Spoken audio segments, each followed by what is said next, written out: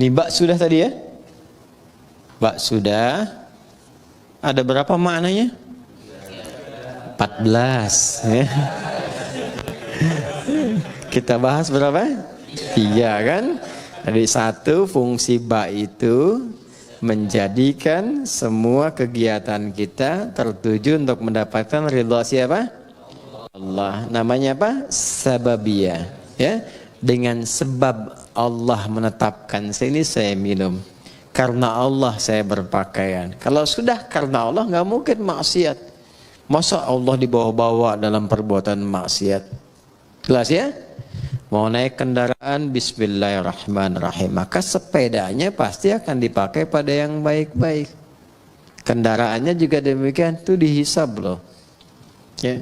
Kemudian yang kedua apa tadi? Musahabah. Musahabah itu mendapatkan penyertaan, perhatian dari Allah.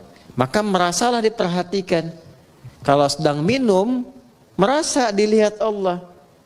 Nanti akan muncul sifat itu. Kalau merasa dilihat Allah, nggak akan berbuat yang macam-macam. Bicara merasa didengar Allah. Karena merasa didengar, nggak akan keluar yang kotor. Karena sedang merasa diamati. Ya, innallaha sami'un basir. Ya, Allah mendengar, mengawasi. Nah, itu ada pada huruf ba. Kalau kita kenakan pakaian merasa diawasi Allah, kita bekerja merasa diawasi Allah, jadi baik semua. Makanya orang jahiliyah itu dengan bismillahirrahmanirrahim jadi khairu ummah. Baik semua. Antum udah dibacain Yasin berkali-kali nggak jadi baik juga gitu kan? Nah, balik lagi, mungkin tadaburnya yang kurang. Ba yang terakhir ilsaq. Kalau sudah ilsaq, udah jadi hamba yang diistimewakan oleh Allah, yang bahkan belum minta Allah sudah menjawabnya. Bismillahirrahmanirrahim. Asalnya ini ada alifnya di sini dari kata ismun. Begini. Asalnya bismillah. Dibaca nyambung bismillah. Dan cuma di bismillahirrahmanirrahim alifnya hilang. Wahyu pertama turun apa? Hah? Bacanya apa? Ini yang tidak tepat. Wahyu yang pertama turun itu bukan Iqra. Tolong diperbaiki ya. Wahyu yang pertama turun itu bukan Iqra. Tapi wahyu yang pertama turun Iqra bismi rabbikal ladzi khalaq. Karena saat turun Iqra, Nabi jawab ma'ana biqari. Iqra ma'ana biqari. Itu perintah Jibril, baca. Ya? Allah mewahyukan, baca. Kata Nabi, saya betul-betul nggak bisa baca. Sudah pakai ma istifham, pakai ba taukid. Ma'ana bi, betul-betul saya nggak bisa. Nabi nggak bilang mau qara'tu, tapi ma'ana biqari, saya betul-betul nggak bisa baca. 2 kali Iqra, nggak bisa. 3 kali dipeluk dulu oleh malaikat Jibril. Setelah ada ketenangan, kenyamanan, baru sempurna ayat turun. Iqra bismi rabbikal ladzi khalaq. Muhammad SAW, baca karena Allah yang telah menciptamu. Kalau mencipta engkau aja begitu mudah, apalagi hanya menuntun engkau untuk bisa mengikuti bacaan. Jangan baca karena engkau nggak pernah belajar, nggak pernah punya guru yang mengajar, nggak pernah sekolah. Lakukan karena Allah, maka semua yang sulit akan mudah. Karena itu di bismi rabbikal ladzi khalaq itu ada alifnya. Silakan cek di surah Al-Alaq tuh, surah 96 ayat 1. Iqra. Ya. Iqra begini. Bismi, nah ada alifnya. Nih. Ini baru sebagian ya.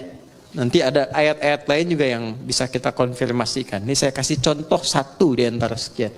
Pasti ada alifnya, harus ada ini. Nggak mungkin nggak ada, harus ada. Ada nggak? Hah? Ada? Begini tulisannya, ya kan? Ba, ada alif ke atas kiri kan? Ada ismi. Di Bismillahirrahmanirrahim alifnya nggak ada, langsung nyambung. Kenapa sebabnya? Perhatikan sini. Satu, alif biasanya fungsinya untuk memanjangkan bacaan. Dapat alif tambah harakatnya satu, makanya ada istilah dua harakat. Fataha, fa, ta, dan ha begini. Fa-nya ketambahan alif, tambah fa begini. Maka fungsi alif ini menambah harakat. Yang tadinya cuma satu, fa tambah lagi satu harakat. Jadi istilahnya dua harakat, satu, dua. Kalau fa aja sudah punya batasan, fa, maka tambah lagi satu a. Ada dua kan? Maka tambah panjangnya sedikit, fa. Itu yang dimaksud dua harakat. 3 harakat tambahkan lagi satu, 4 harakat tambah lagi satu. Ya, kalau kami belajarnya pakai detik, setiap 2 harakat 1 detik. Tak. Ya, jadi kalau 4 harakat berapa detik? 2 detik. 5 harakat 2,5 detik. Nanti masuk di bab mad. Mad wajib muttasil, mad jaiz munfasil dan seterusnya. Nah, yang dimaksud 2 harakat, 4 harakat, 6 harakat ini. Ditambah alif, alif ini gambaran dari harakat. Jadi kalau sudah ada ini maksudnya dibacanya 2 kali seperti ini, 2 kali harakat. Fatah. Jelas? Alif fungsinya memanjangkan bacaan. Dan kalau sudah ada alif, harakat yang sesuai adalah fathah. Kalau kasrah itu ya. Kalau dhammah, wow. Tapi ini menarik, harakatnya kasrah, iqra bi, pakai ya, pakai kasrah. Tapi tandanya alif. Kenapa nggak dibuang saja? Untuk memberikan kesan, karena pertama kali Nabi diminta membaca iqra, beliau merasa tidak mudah, panjang prosesnya. Menunjukkan sesuatu yang tidak mudah, panjang, kadang berliku, kadang tidak mudah.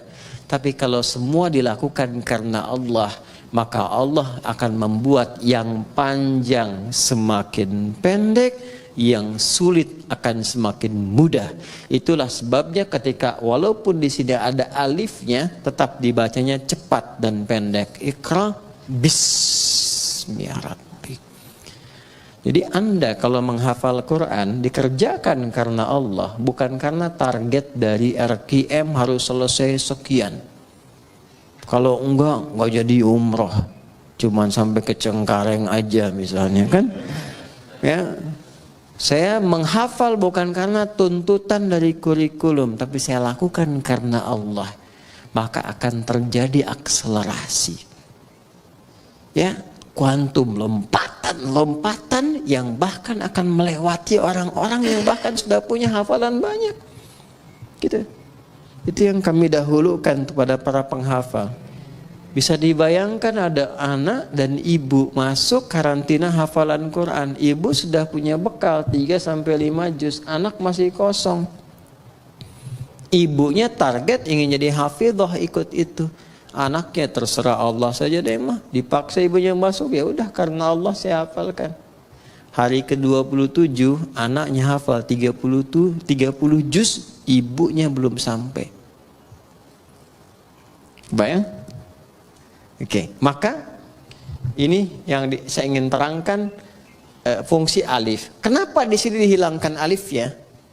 Untuk memberikan gambaran orang yang memulai dengan kalimat Bismillahirrahmanirrahim, maka semua proses yang sulit seketika akan dihilangkan oleh Allah tanpa harus mengalaminya lagi. Paham? Gitu. Tapi dengan cara baca yang benar. Ya, makanya orang dulu tuh Bismillahirrahmanirrahim. Ada yang dapat begini, mudah begitu, karena cara bacanya benar. Ya, orang sekarang baca bismillah niatnya pengen terbang, pengen jalan di sungai, itu kan sudah nggak betul kan? Sudah pengen baca pikiran orang, gitu. Atau dipakai untuk hal-hal yang tidak sesuai dengan syariat, ya tidak akan nyambung. Ya, jika sembung main layangan, nggak nyambung sayang. Ya, paham di sini? Baik, itu alif tuh. Sekarang ismun, nih sin dan mim. Asalnya dari kata apa? Bisa dari kata wasamun, bisa dari kata sumuun. Wasamun berarti tanda, sumuun berarti tinggi. Kalau kita ingin gabungkan keduanya, tanda dan tinggi. Orang yang senantiasa melakukan perbuatan dengan awalan bismillahirrahmanirrahim, meniatkan karena Allah, maka hamba itu akan langsung ditandai oleh Allah Subhanahu wa ta'ala dan ditinggikan derajatnya di hadapan Allah.